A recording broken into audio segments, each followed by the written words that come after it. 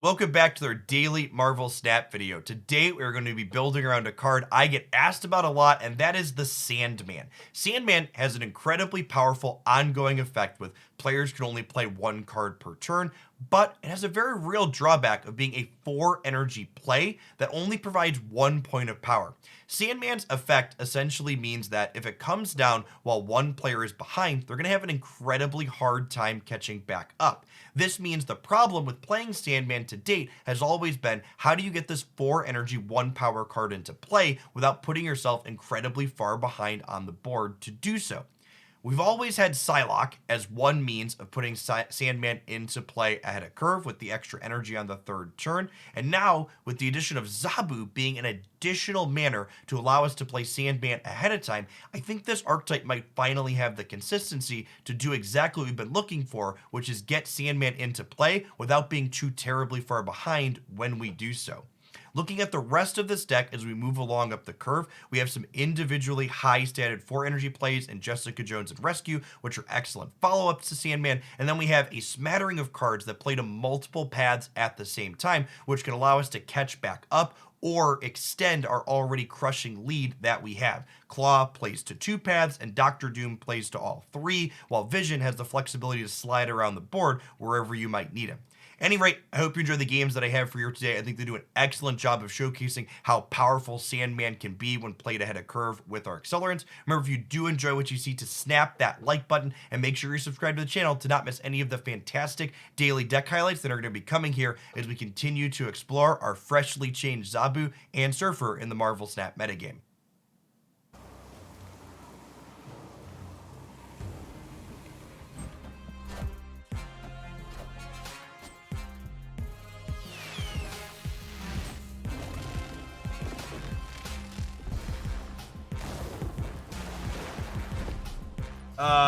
Well, that's just like super fine, right? Because we win the tiebreaker with Doctor Doom, or we win the tiebreaker with Mojo World. Yep, out of here. Doom ties the right, and then Mojo World is the winner. Good example of why Doctor Doom is one of the best things you can do post Sandman. Just being able to play to multiple locations simultaneously gives you a huge edge.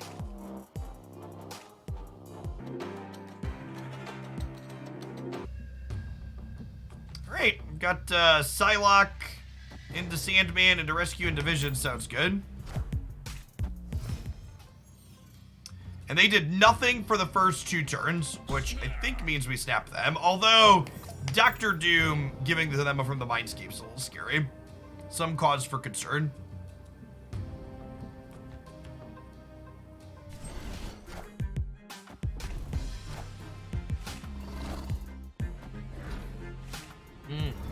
Okay.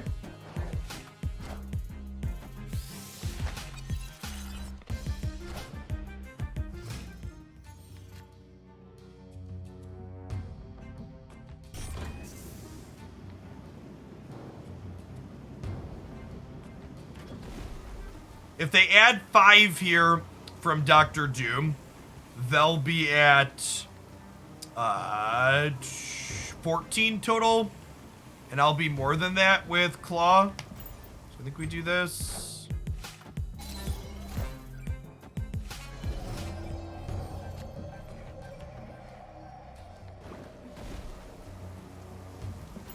The fact that we won the X-Mansion stuff is nice here.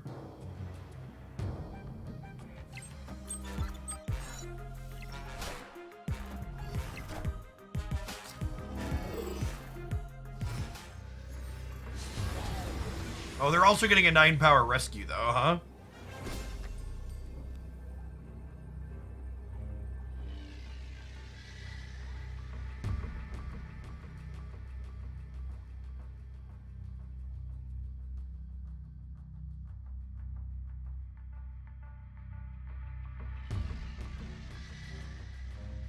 This just wins because of a Tuba's restriction, right? They can't play anything else here without killing a Tuba. I gave them a Zola, so they could coin flip Red Skull versus Carnage, technically. But if they hit Red Skull, we'll win the center because Atuma dies. I think we're good. Even if they win the 50-50 on the Zola, they'll be 15 here, and we'll be +4, and we'll be bigger than them, and we'll be winning the right, because I'll have Zola Carnage. Victory. Yeah, so we're beating all their permutations of things here. Because of the Atuma restriction.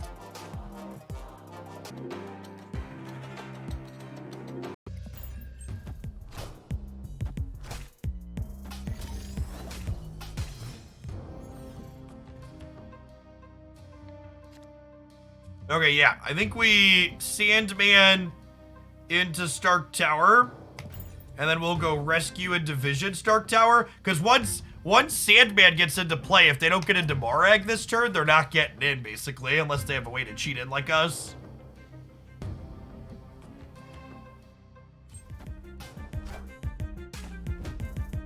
Alright, they snuck in a little bit, but this also looks like it might be... Oh, I guess it's probably the ongoing deck, huh? Ooh, Dr. Doom is lovely.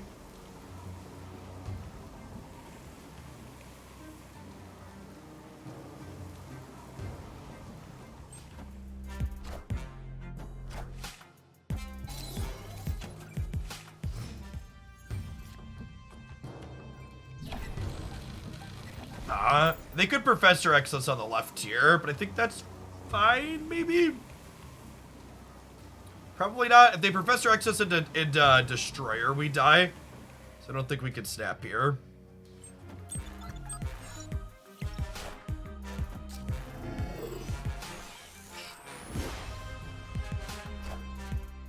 All systems go.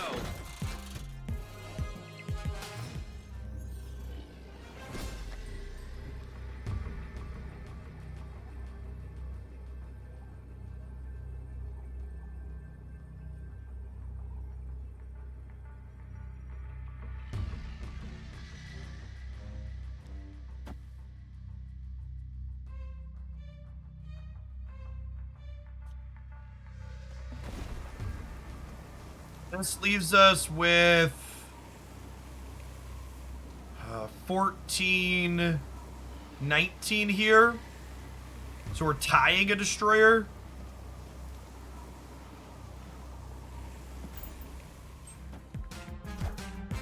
We're beating Spectrum. Yeah, good stuff. Will we have lost to Destroyer? Yeah, we'd have lost to a Destroyer there, right? Yeah, I think Spectrum was the safe bet because they didn't want to lose. They didn't want to lose this side to Vision plus something else.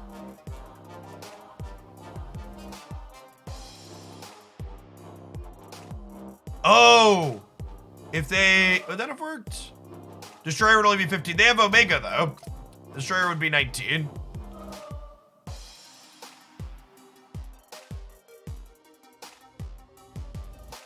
They went +8 here.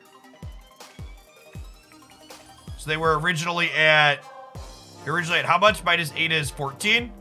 Oh, they'd be 8 less. Yeah, they'd lose the Omega ones. Okay, so we were beating Destroyer and Spectrum here.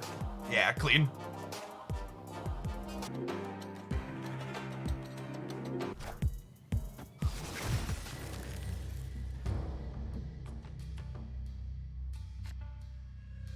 It's not one of my accelerants I wanted for Christmas.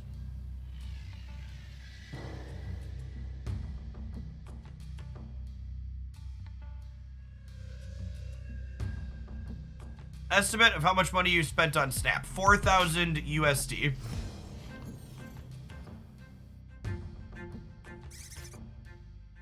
Right on time, Zombie. Welcome to the party.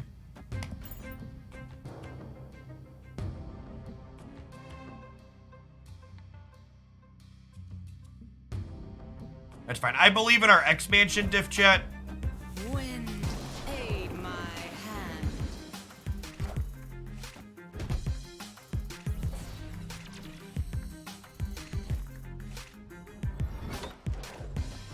Afternoon roll-in.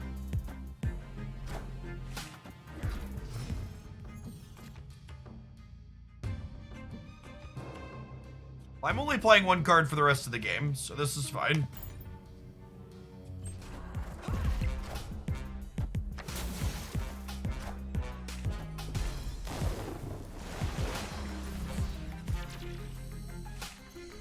It doesn't really matter. It doesn't really matter. Honestly, I assume they're leaving here. We probably should have snapped them before the Sandman flipped up. Their extra cards don't really matter because they can only play one per turn, right? And they're locked down space anyways. Trainer Yellow, thank you for the quarter of a year. Any deck building ideas for Shadow King? Shadow King is not a card that you build a deck idea around. Shadow King is a tech card like Shang-Chi or Enchantress that you put into your deck in the right metagame considerations. Iron Man. All systems go. But it's not like you take Shadow King and like, I'm gonna build my deck around this. How it ends up working out is you build a deck and then you're like, oh, the metagame means that this card is good right now. Victory. I don't think Shadow King is a good tech card in general.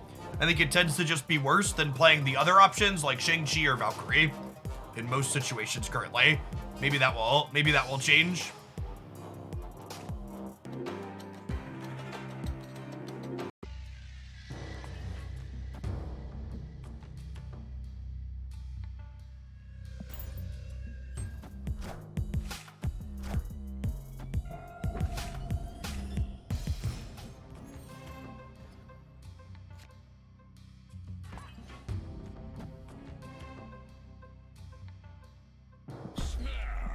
Nice snap here.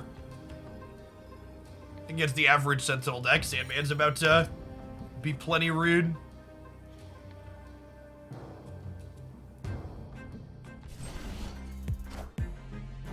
Ooh, Sunspot is actually really good for them.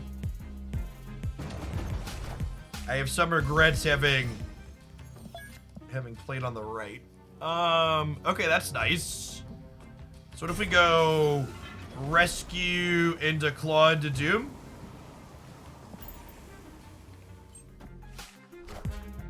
They have Moon Girl, that doesn't matter.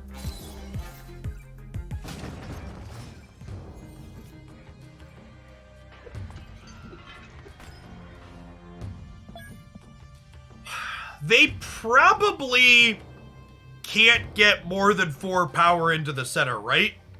Which I think means I want to play for all 3 lanes and I want to put more stats over here. So I think I actually play Jones here. And then next turn we'll Doom right. I don't think I need the extra power from Claw here.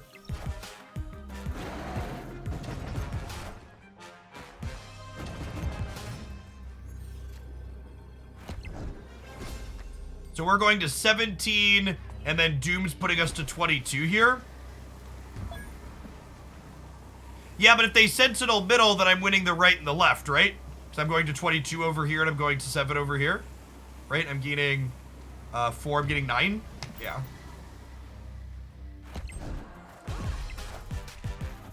Yeah, we win left and center.